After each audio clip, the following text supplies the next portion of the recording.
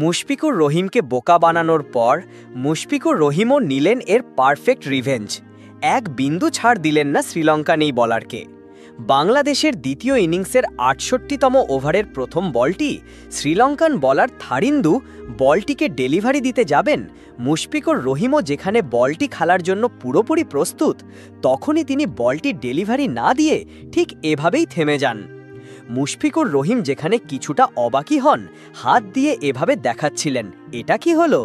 শ্রীলঙ্কান এই বলার মুশফিকুর রহিমকে যদিও সরি বলেছিলেন, তবে মুশফিকুর রহিম এখানে মোটেও মজার মুডে ছিলেন না। এর পরের বার যখন এই বলার বলটি ডেলিভারি করতে যাবেন, তখন আবার মুশফিকুর রহিম ব্যাটিং ছেড়ে দেন। শ্রীলঙ্কান বলারের বল না ছড়ার পাল্টা জবাব দেন ঠিক এভাবেই।